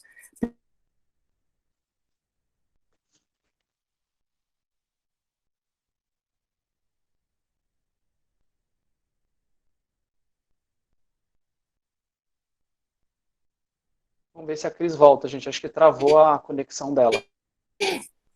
Eu travei. Cris? Não, acho que travou aqui pra gente. Travou, a gente não conseguiu te ouvir no final. Eu tô. Ixi, como é que Agora faz? Vocês estão me ouvindo? Agora melhorou? Olha, o pessoal está falando aqui, eu acho que talvez se algumas pessoas fecharem a câmera, melhora. Ou eu fecho minha câmera também. Você deixa Será que eu fecho? Acho que eu vou fechar. Não, você não fecha. Deixa. A gente pode desligar algumas, gente, se vocês puderem. Se ficar ruim, se ficar ruim, eu fecho a minha câmera, só falo. Tá bom. Mas assim, eu acho que tem uma coisa nos treinamentos que variam muito também entre os artistas. Então, eu acho, por isso que eu te fiz essa pergunta, eu acho que do ponto de vista filosófico, interessa pensar de que corpo a gente está falando. E do ponto de vista específico dos treinamentos, aí tem que olhar para cada artista, para ver como estão pensando, porque, por exemplo, ali entre os diretores do Angurá, tem muitas diferenças entre eles. Né? Então, por exemplo, o Suzuki, ele olha, de certa forma, para o No, ele tem um interesse, né? Não para replicar o No, mas, assim, ele tem um interesse. Tem alguma coisa específica até que interessa a ele, quando ele cria a gramática dos pés e tal, tem algumas questões que não é para reproduzir o No, atualizar o No, mas é, de certa forma, para criar uma discussão, né? É interessante.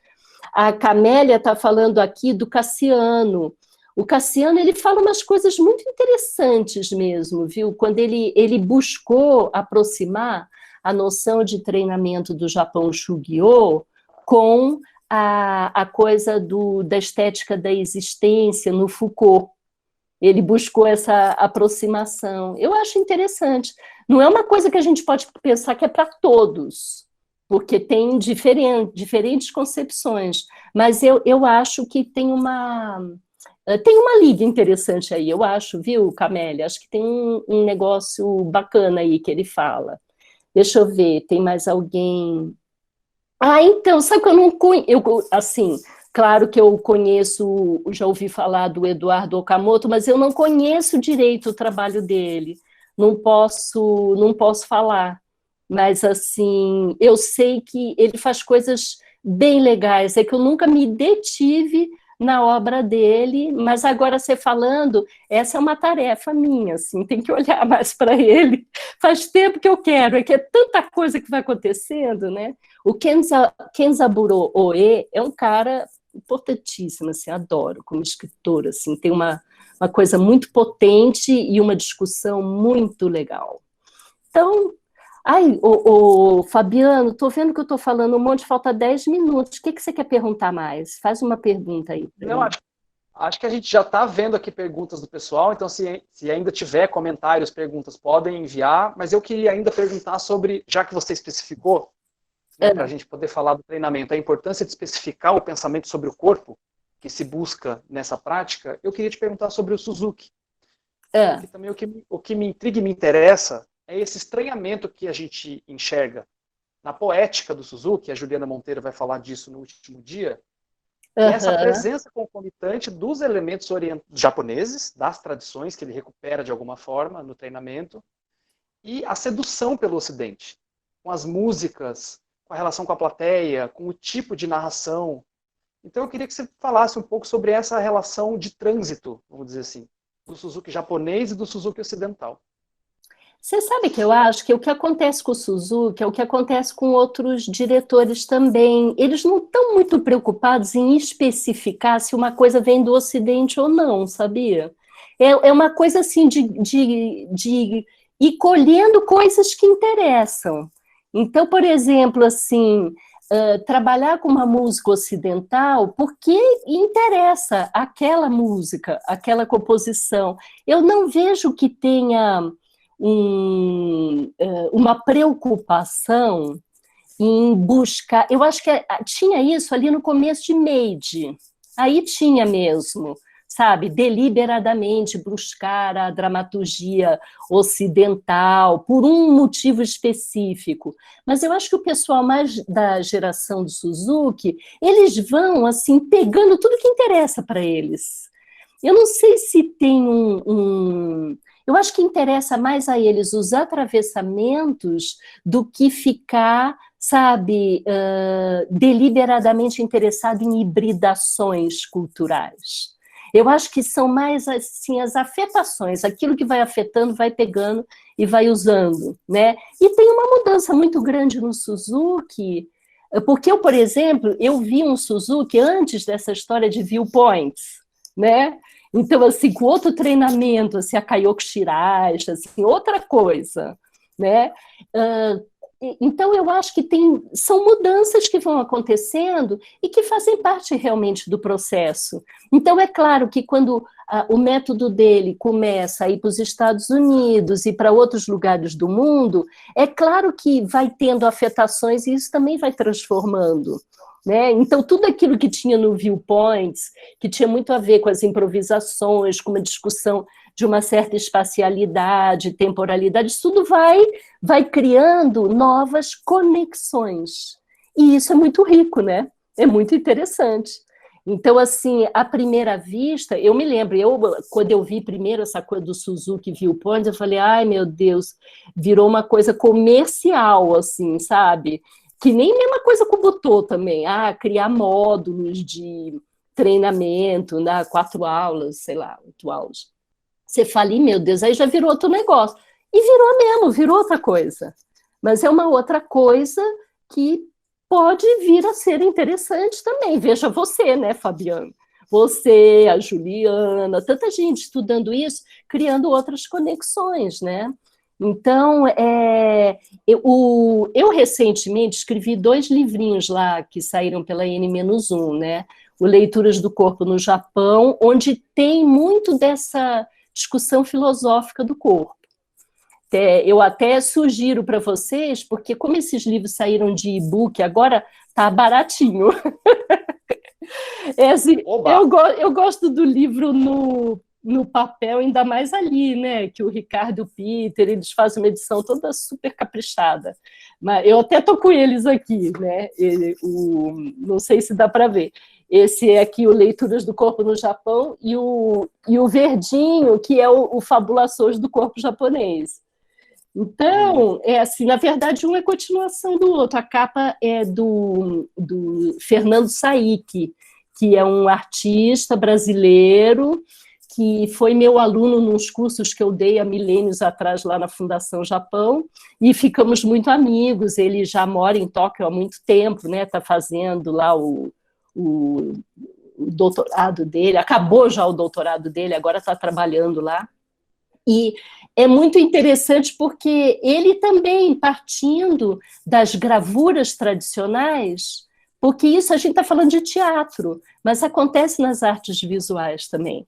Então, essas contaminações, né? Então, por exemplo, ali no Fernando Saiki, tem uma coisa daquela do shibari, né, das amarrações do corpo, mas ele cria uma ponte, por exemplo, com o Hans Bellmer, com outros artistas que estão trabalhando esses anagramas corpóreos, essas outras coisas. Então, é muito interessante. Ai, Sandrinha, estou vendo você agora! Tudo bom? Estamos com um monte de gente aqui, legal. Achei, estou vendo Márcia Bujanra também. Nossa, tá bombando, tá muito legal. Tá muito legal. Acho que teve uma pergunta aqui que dá para emendar com o assunto que a gente já falou, que é sobre a miscigenação. É que meu chat travou aqui, deixa eu achar. Acho que foi a Letícia. Essa aí acho que eu não vi. O que era? Eu vou ler aqui para você, Cris, peraí. Eu tenho que achar aqui o meu também. Eu estou voltando aqui, ó. Tempo e Espaço na Cultura Japonesa, muito legal. Adoro esse livro. está essa questão. Como Essa nós brasileiros pergunta, como Isso. nós brasileiros podemos dialogar enquanto cultura indígena e miscigenada?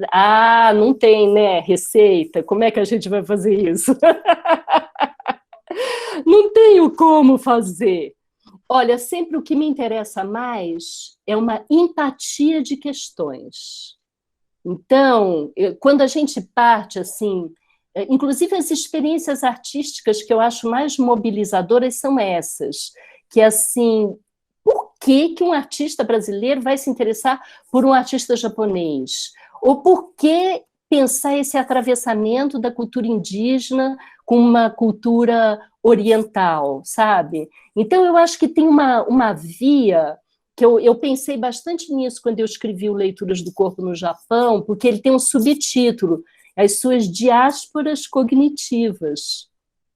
Então, me interessa muito essa movimentação. Como é que uma questão sai de um lugar e vai para o outro, e vai para o outro, e vai para o outro? Eu acho que não tem um como, né, dizer como lidar com isso, mas eu acho que tem cadeias perceptivas, tem empatia de questões. É isso que vai ativando os cruzamentos. Então, eu me interesso mais por essas noções, até mais do que uma coisa que me interessava anos atrás, que eu falava de diálogo cultural. Mas, às vezes, não é um diálogo. Nem sempre é um diálogo. Assim como nem sempre é um confronto. E, nos últimos tempos, eu estou mais interessada na empatia. Porque a empatia não necessariamente tem que ter um repertório antes. A empatia é aquela possibilidade de você lidar com a alteridade de uma forma muito singular, que é construir no seu corpo o corpo do outro. Então, isso é muito interessante. Eu gosto. Nossa, que maravilhoso. Isso é muito bacana. Incrível. É uma entrada que eu acho muito legal. Assim, eu também estou achando. Porque assim, Fabiana, uma coisa não elimina a outra. É muito legal você ir lá para o Japão, aprender o método Suzuki, assim como a Ângela aprendeu o No, né? Assim como a Juliana também quis aprender o Suzuki, a Fernanda Raquel, que vai conversar com vocês, que a Fê fez o mestrado, doutorado comigo.